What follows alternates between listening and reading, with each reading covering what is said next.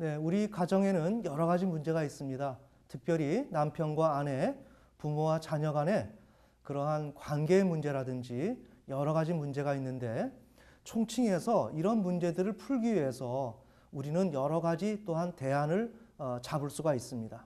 그런데 이번 시간은 보호받고 싶은 마음이라는 그런 제목을 설정해 보았습니다. 그렇게 설정하게 된 동기는 우리의 문제의 원인은 우리 스스로가 너무나도 보호를 받고자 한다. 그래서 보호받고자 하는 마음이 너무나도 가득하고 그 마음에서 벗어나지 못함으로 인해서 우리의 모든 전 과정이 이런 역기능적으로 진행될 수밖에 없다.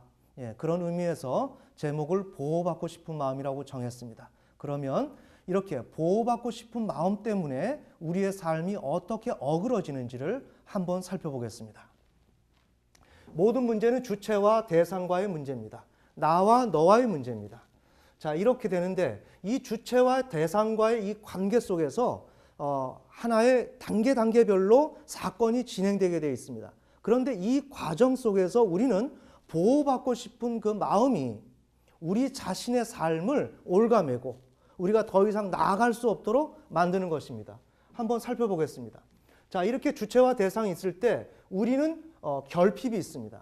자, 그런데 이 결핍이라고 하는 것 또한 앞으로 우리가 많이 상고를 해봐야 될 내용인데 우리에게 뭐가 딱 부족하다라고 말하기에는 적절하지 않은 면이 있습니다.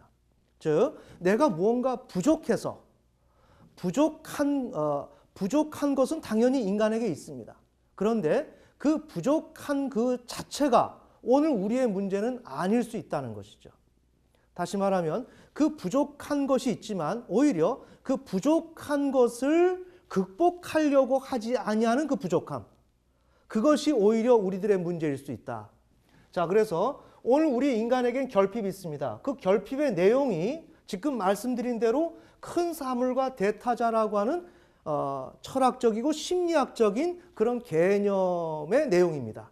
그래서 인간은 우리에게 큰 만족을 주는, 제가 지금 몇 차례에 걸쳐서 이 내용을 말씀을 드렸습니다. 우리에게 만족을 주는 근원적인 대상, 또한 여기 대타자라고 얘기한다면 우리에게 방향과 앞으로 내가 어떻게 살아가야 될지에 대한 길을 안내해 주는 그런 나 위의 근원적인 타자, 이러한 타자를 우리는 결핍을 하고 있다라고 지금 말할 수가 있습니다. 그런데 문제는 이 자체가 사실 인간에게는 결핍되어 있습니다. 결핍되어 있는 건 사실인데 이것이 결핍으로 우리 인간에게 등장하기까지는 묘한 과정이 있다는 거죠.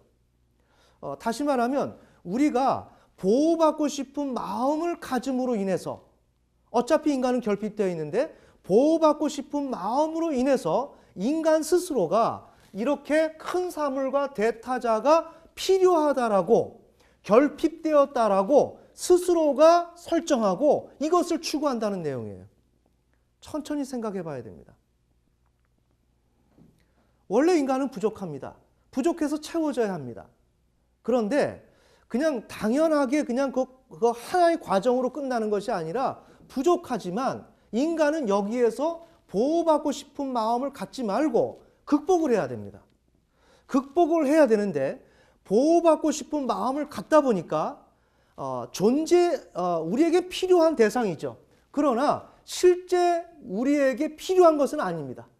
절대적으로 우선적으로 모든 문제가 이 문제로 해결되는 문제는 아니라는 것입니다.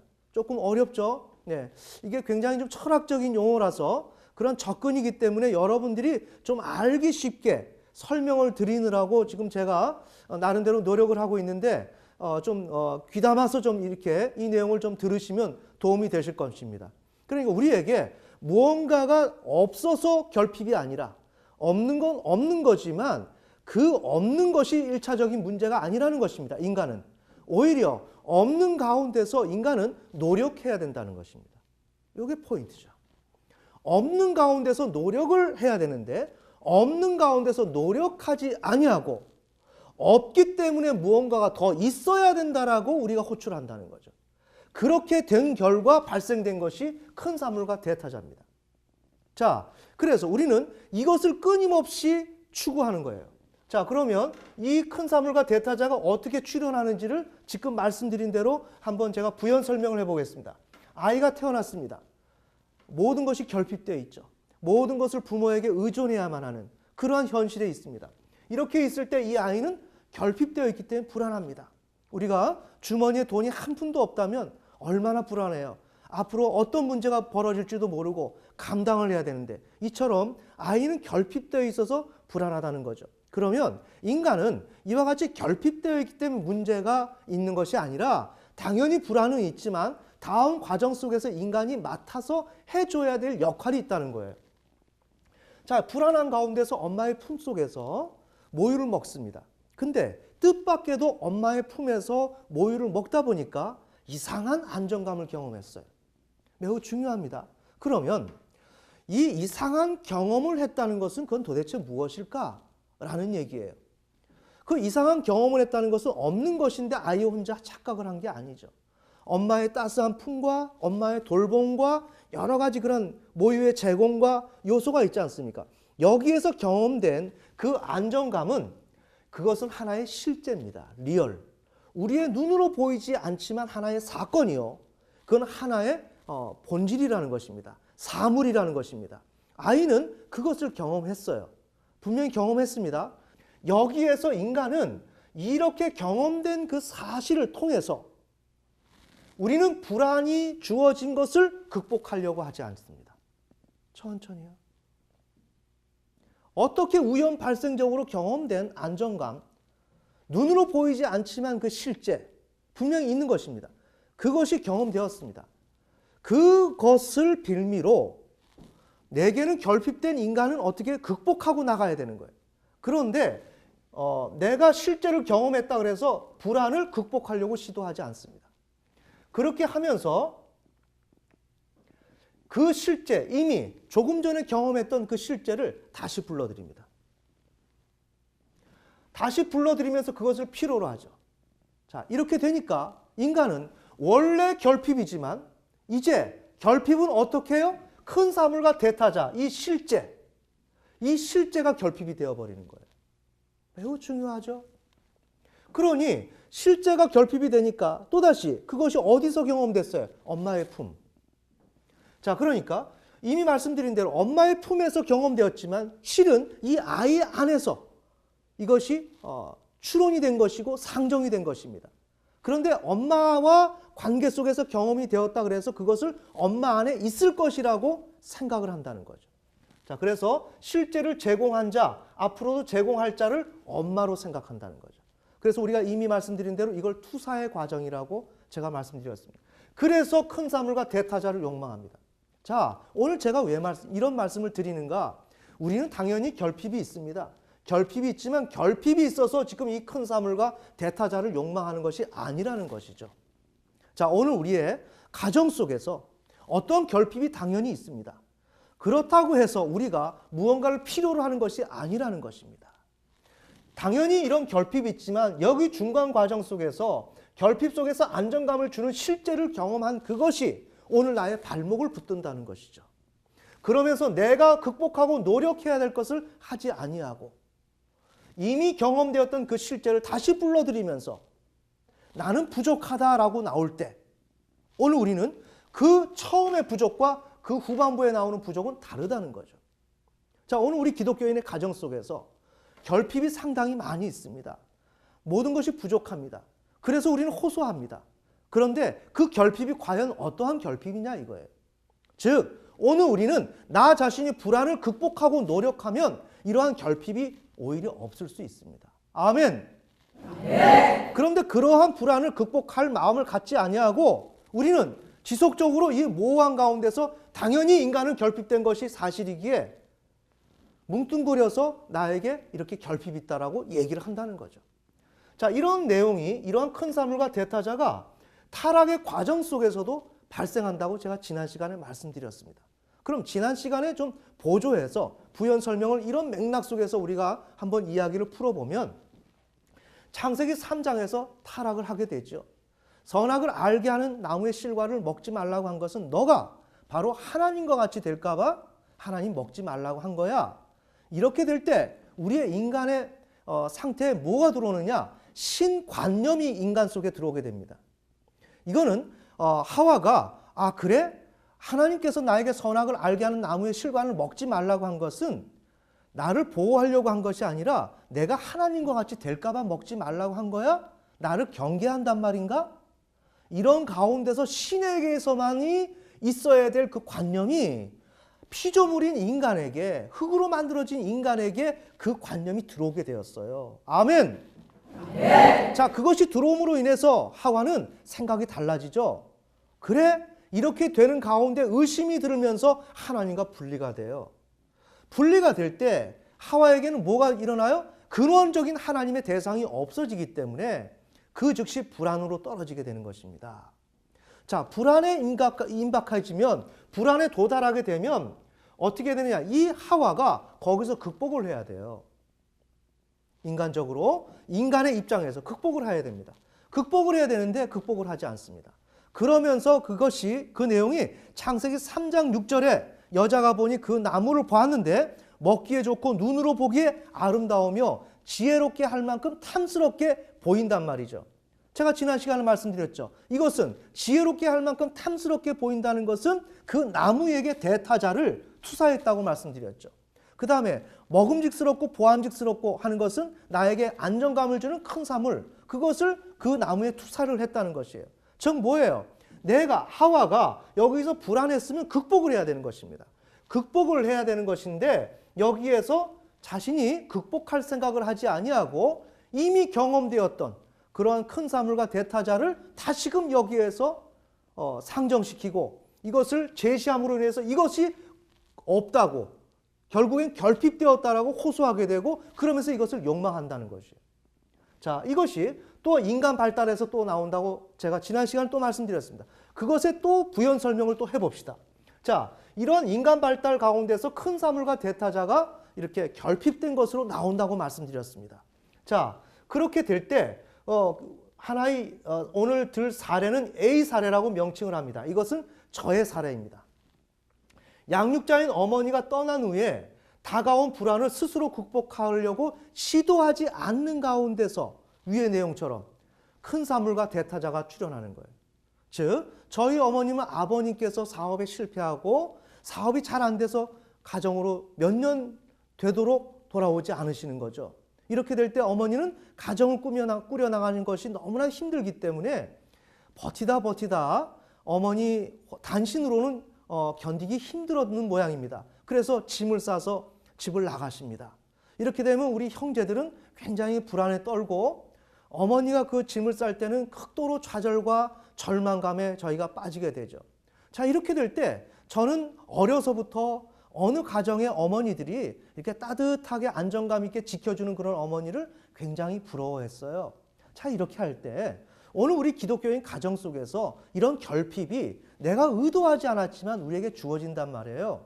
우리의 관계 속에서 상대방의 남편이 부족하다든지 아내가 부족하다든지 자녀가 부족하다든지 이렇게 될 때 저의 경험처럼 불가항력적으로 그 꼬마아이가 이 문제를 어떻게 극복하겠습니까? 이렇게 되면 그건 어쩔 수 없다라고 우리는 받아들인다 이거예요. 자, 그렇지만 그게 어쩔 수 없다가 아니라는 것입니다. 여기에서 우리가 냉철한 판단을 해야 되고 그 판단이 있어야 오늘 우리의 문제들을 해결할 수 있다. 아멘. 네. 그러니까 저는 여기에서 어머니가 보따리를 싸시고 집을 떠나시게 되면 여기에서 저는 어떻게 했느냐? 맥이 빠지고 힘이 빠지고 의기소침해지는 거예요. 그래서는 안 된다는 거죠. 저는 그렇게 하면서 끊임없이 엄마를 욕망한 거죠. 어떤 엄마? 큰 사물과 대타자로서의 엄마. 나를 보호해주고 나를 안내해줄 수 있는 엄마. 이렇다면 누구든지 아이가 그렇기 때문에 누구든지 그런 엄마를 찾게 되지. 그래요. 인간은 연약해서 찾아요. 그러나 신앙의 과정에서는 이것을 극복할 것을 하나님께서는 우리에게 요청하신다는 내용입니다. 아멘. 네. 그러니까 저는 그렇게 큰 사물과 대타자를 요청하지 않아도 될 일을 제가 요청하게 하는 거예요. 왜? 내가 이런 불안을 극복하려고 하지 않아서. 그래서 오늘 우리에게 이렇게 큰 사물과 대타자가 결핍으로 지금 등장한다는 내용이에요. 이해가 되시죠? 자, 오늘 우리가 문제의 원인이 어디에 있는 줄 봐야 돼요. 우리가 없어서의 문제가 아니라는 거죠. 없는 건 원래 없습니다. 이 땅에서 모든 것이 부족합니다. 그렇지만 그것이 문제가 아니라 없는 가운데서 그것을 내가 어떻게 뚫고 나가느냐, 어떻게 의지를 가지고 내가 나아가느냐, 어떻게 의지를 가지고 하나님을 신뢰하고 나가느냐 하는 문제예요. 그런데 이런 문제를 우리가 명료화하지 않으면 저와 같은 그 사례 속에서 아이는 당연히 그렇지. 그런데 중요한 건 뭔지 압니까? 어른이 되어서도 그렇게 한다는 내용입니다. 그것이 오늘 우리의 가정 속에서 그렇게 일어난다는 거죠. 그러니 이 문제를 해결할 수 있는 방법은 뭐예요? 오늘 우리가 어떤 과정 속에서 사건을 진행시켜 나가는지를 살펴봐야 하고, 진정으로 우리가 결핍이 있다라고 하는 필요로 하는 큰 사물과 대타자가 정말 그것이 우리 결핍의 원인인가 하는 것을 살펴봐야 된다는 거죠. 아멘. 네. 살펴보았을 때 우리의 원인은 뭔가? 보호받고 싶은 마음이다 이거죠. 극복하지 아니하고 지속적으로 그 자리에서 영아가 엄마에게서 경험되었던 그 따뜻함 가운데서 그것을 자신이 노력하지 아니하고 거기서 그 자리에서 보호받고 싶은 거. 보이십니까? 예, 그래서 큰 사물과 대타자를 출현시키는 거예요. 자, 이런 것을 어떻게 하느냐? 투사적 동일시를 통해서 마음속에서 이것을 진행해 나가는 거예요. 이게 오늘 우리 기독교인 가정 속에서 일어난다는 거죠. 남편과 아내와 부모와 자녀, 요 테두리만 놓고 보았을 때 이 사람들 간에 무엇을 하느냐? 이 결핍의 문제를 여기에서 자신 스스로가 만들지 말아야 될 결핍을 스스로가 창조해 놓고 이것이 부족하다 그래서 이것을 투사적 동일시를 한다 이거예요. 자, 그래서 자신의 주관, 이러한 형편을 투사를 하는 거예요. 상대방도 나의 어려움을 이해할 거야. 상대방을 나의 입장에 맞추어서 그렇게 생각한다는 거죠. 그래서 대상을 주관화시킵니다. 대상은 고유한 대상이 아니라 나의 준한 대상이 되어버리는 거예요. 오늘 우리의 가족관계가 그래요. 남편은 나의 준한 남편이고 아내는 나의 준한 아내예요. 고유한 아내 남편이 아니란 말이에요. 고유한 자녀가 아니란 말이에요. 고유한 엄마 아빠가 아니라는 거죠. 다 나에 관한 엄마 아빠요. 우리의 부모요. 또한 남편과 아내라는 것이에요. 자, 이렇게 주관화됩니다. 이렇게 되면서 나의 문제와 동일한 패러다임으로 그 분위기로 엮어나가는 거예요. 우리 서로가.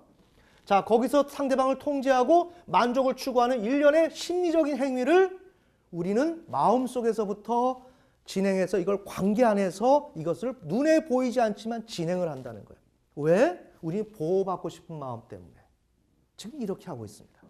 자, 이렇게 될 때 우리는 상대방이 이제 이런 마음으로 투사적 동의시를 하려고 하면 우연적 대상이 등장합니다.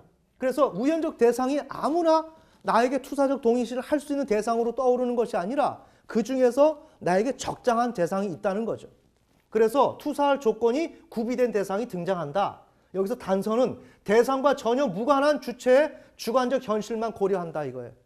대상하고는 전혀 관계가 없는 것인데 나의 입장에 따라서 대상의 어떤 면면을 그렇게 사용하는 거예요. 자, 이렇게 하면서 엄마는 나를 사랑한다? 엄마는 나를 이렇게 하는 것을 좋아할 거야? 부터 시작해서 내 스스로의 입장에서 남편과 아내도 마찬가지로 상대방을 어떠한 그런 기본적인 형질, 요소들을 나의 입장에 맞추어서 해석을 한단 말이죠. 특별히 남성의 경우는 컨테이너.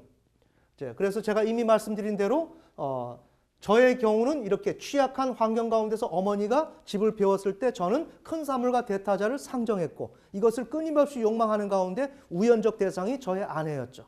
근데 저에게 잘해 주었습니다. 그렇게 할 때 저는 이 우연적 대상에게 저는 투사를 하게 된 케이스가 된 거죠. 특별히 여성의 경우는 어때요? 힘과 능력이 강해야 되죠. 남자가 좀 여유가 없으면 그것처럼 초라하거나 불행한 일이 없어요. 그래서 남자가 힘이 있어야 되고 이런 것을 요청하죠. 다 우리가 여기서 한번 짚고 넘어가는 것은 이거 잘못된 겁니다. 이건 하나님 안에서 우리가 이런 식으로 살면 안 됩니다. 다 이게 우상숭배요. 우리의 신앙에 지금 잘못된 것을 지금 우리가 보고 있는 것입니다. 그래서 이런 우연적 대상은 주체의 눈을 만족시키는 특징이 있기 때문에 그 대상에게 자꾸만 배려되는 거예요. 그것이 바로 여기에 힘과 능력을 지닌 남성일 수도 있고 물질일 수 있고 세상일 수 있고 부와 권력일 수 있고 이해가 되시죠? 그것을 우리가 추구하는 거예요. 자, 이와 같이 우리는 불안을 극복하고 시도해야 됩니다. 그래서 보호받고 싶은 마음을 우리는 철회하고 용기를 내어서 극복해 나가야 되는데 이걸 하지 않음으로 인해서 우리는 큰 사물과 대타자, 존재하지도 않는 이런 것을 상정시켜 놓고 이것이 또 결핍되었다라고 우리가 지금 계속적으로 요청하고 있는 것이며, 여기서 끝나는 것이 아니라 이것을 관계 속에서 투사적 동일시를 통해서 계속 작업해 나간다는 거죠. 그래서 우리에게 주어져 있는 우연적 대상들은, 임의의 대상들은 고유한 대상이 아니라 나의 투사적 동의시를 받아내주는 데 역할해주는 그러한 대상에 불과하다. 아멘. 네. 자, 그래서 오늘 여기서 사례를 봐요. 그러니까 우리가 투사적 동의시를 통해서 이렇게 큰 사물을 투사적 동의시를 할 때 얼마나 우리가 무모한 행위를 하는가.